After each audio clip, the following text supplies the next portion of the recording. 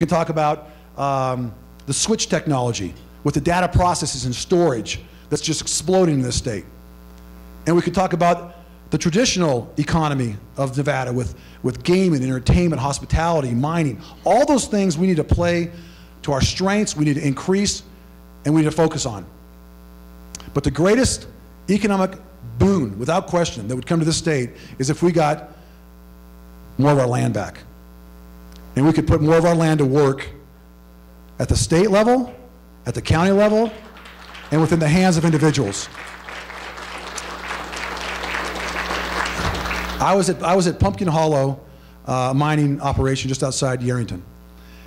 On that mining property, they have private property and then they have adjacent federal lands, and you can imagine what it looks like. On the private property, it's booming, bustling, 300 jobs.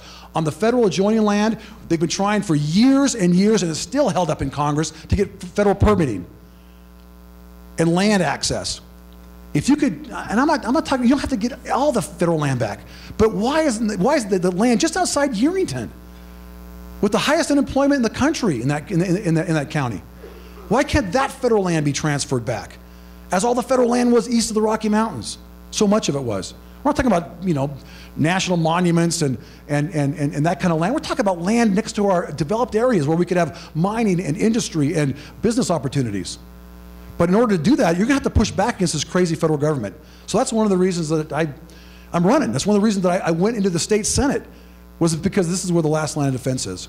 I'm excited to work on the economic development opportunities. As I've just said, all those areas we got to work on. You're also the chairman of the Tourism Commission as Lieutenant Governor.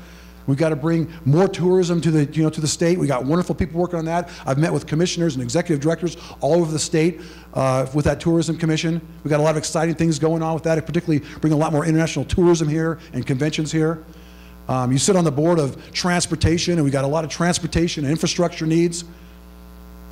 But at the end of the day, we got to get some of our land back and give us an opportunity now to provide a tax base for us on a go-forward basis in the hands of individuals who can do far more with that land and better manage that land than the federal government currently is. Let me just conclude now with the greatest threat to our economic development, our greatest threat to job creation, our greatest threat to our progress as a state. And the governor mentioned it. This is margins tax. And you already heard, him, he's ringing the bells, I'm ringing the bells. Matter of fact, Ray asked me if I was tying my candidacy to the defeat of the margins tax. I'm sure trying to, because if we don't beat that margins tax, I'm not sure that we're going to have a whole lot to talk about in terms of economic development. We're just going to try to just limp by and survive until 3 years later when maybe the legislature can do something. You realize that, right? If the margins tax passes, the legislature can't do anything for 3 years. If the margins tax passes, we'll have the 4th highest corporate income tax rate in the country. If the margins tax passes, we've done this analysis within our caucus. If you look at industries of business, mining, construction, professional services, agriculture, restaurant and hospitality, gaming, 90% of those businesses would be better off in California from a tax standpoint than they would in Nevada. I believe, just based on, and I'm not just saying this just off the top of my head, based on what businessmen and businesswomen and owners have told me, that they're not only waiting to see what's going to happen now before they're going to grow. If it passes, they know exactly where they're leaving and going to. They're going to Idaho or they're going to Wyoming. So ladies and gentlemen, I just want to repeat again what the governor said and join him in saying, if you want to bless this state, ring the bells and this alarm about this margins tax. The last thing I'll say is, I'm getting the high sign here from Ray, is to shut it down. But let me just tell you, I'm passionate about the Constitution. The reason that I talked with about Brian Sandoval shutting down that effort to curb our Second Amendment rights. We're going to have more and more of those kind of efforts, more and more of those efforts to curb our First Amendment rights, our 10th Amendment rights, our Second Amendment rights. I'll protect those constitutional rights. It's a passion of mine. It's what I've done professionally. Thank you very much for your time. God bless you all. God bless this state, and God bless the United States of America. Thank you.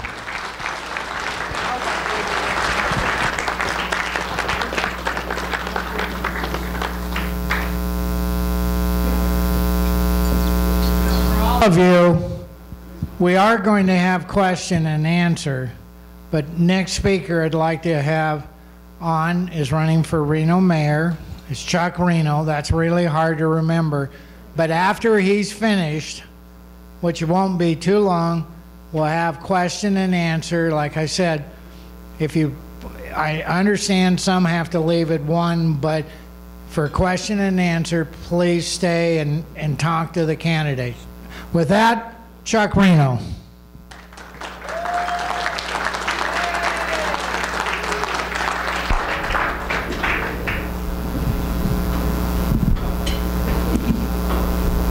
All right, can you hear me okay? Perfect. Yes, I'm Chuck Reno, but I'd first like to thank Ray, thank the Republican Men's Club. I'd like to thank Tom Tabor. You know, a couple years ago, I walked into Reno High. Tom Tabor's there soliciting people to start this men's club up again. And look at where we're at. This is really amazing. And so just a shout out to Tom Tabor and everything he's done. It's great.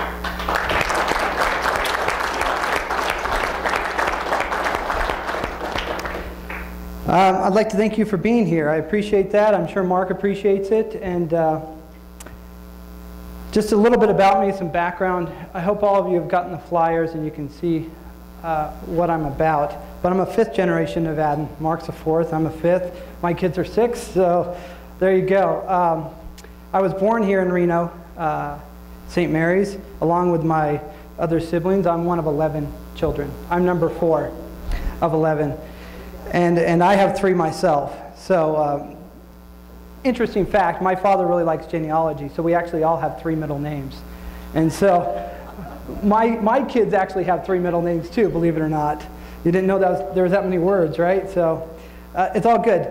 To help make ends meet, my father, he worked at the railroads down in Sparks, right by the Nugget there, and he went to UNR. He got a degree in electrical engineering, and he was an electrician. He met my mother there at UNR, and they both graduated from UNR. My wife and I both graduated from UNR. So we are as homegrown as you can get, and we love this place. 11 kids, you can imagine, life's tough, right? I mean, that's a lot of mouths to feed, 13 of us. So to help make ends meet, sorry, I walk and talk with my hands. I apologize if that bothers people. But to help make ends meet, to help with the family, we deliver newspapers. So ever since I was 5th grade, all the way through high school, we would deliver 500 newspapers as a family every morning. And this is every morning. You have to understand, this is Christmas morning, this is Thanksgiving, which the papers used to be huge at Thanksgiving. If it's raining, if it's snowing, it doesn't matter. You're out there, you're folding the papers, you're delivering them, and then there's always the collecting of it afterwards, which I kind of enjoyed that because people would tip you, and that was always a good time. So, but that's how we help make ends meet as a family and get on. Now I tell you that because there's only 4 of us left here in Reno, for the children, and that's a problem. And they all had to leave because of jobs. And we'll get more into the economics of Reno and how we can improve that. So I worked hard. I learned work ethic. I learned how to work from a very young age, and I know what it takes to succeed. And you really do have to put in your time. You have to put in your time. So I went to UNR. I got an engineering, dual degrees, engineering and general studies from UNR. Prior to that, I actually went to TMCC and got an architectural degree, which was going to matriculate down to UNLV. I actually visited UNLV, got my ducks lined up. I couldn't stand the weather. There's a lot of things. And I really did not want to leave Northern Nevada. I love Reno and love everything about it. So an opportunity presented itself. I did engineering, and I'm very happy that I did. So as an engineer, I designed multi-million-dollar projects. In fact, I helped design the ice rink downtown, the plaza on the river, 10 North Virginia Street. The veteran cemeteries, those are some very good ones I've done, even in Boulder City and down in Southern Nevada. A big $4 million job there, and then up here in Northern Nevada. And what's nice about engineering and about the whole system there is you build something that people will enjoy forever. And if you go into the cemeteries there, those are going to be there literally forever, which is really neat. It's really neat to have some kind of permanent attachment. You know, I drive by a complex up in the Northwest I helped design. I tell my kids, oh, you know, I designed that. Yeah, Dad, we know. But there is something to be said for, you know, working hard and having something come out of your mind, have it on paper, create it, and have it built, and have something done.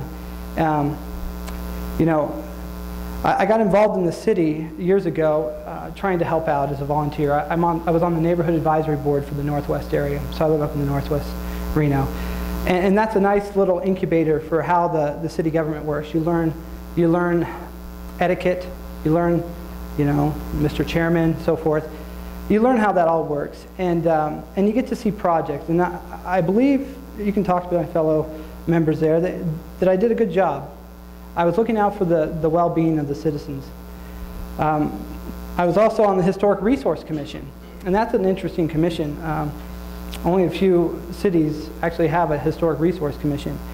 And Reno is rich, really rich with history. I mean, it's unfortunate with the Mapes, and you know, I have some connection there with helping to design the plaza, but it's unfortunate because that's a beautiful building that I wish would have been saved.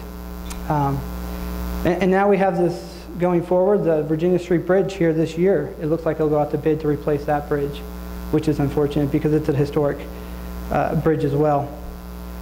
But now I'm on the City of Reno Planning Commission. I was appointed by Mayor Cashel to be on the Planning Commission, and I enjoy it, and I really make a difference. I made a difference before, but I really make a difference here. You have to understand the Planning Commissioners have a lot of statutory authority in the City of Reno. In fact, we sit at the same seats as the City Council. We sit right up there, and we make decisions that affects everyone. You know, I was handing out my flyers coming in, and people are, oh, I live in Sparks. I'm like, you know what? Take my flyer. We'll talk about that. Because really, it matters. It matters who this next Reno mayor is. It matters to everybody here. Because it's a regional thing. The mayor, the position of mayor in the city of Reno being the largest city in the area, really has an impact because those members of that council, the mayor included, are on a lot of boards and commissions. There's the Truckee Meadows Water Authority, TUMWA. You all have a water bill. There's TUM Wharf.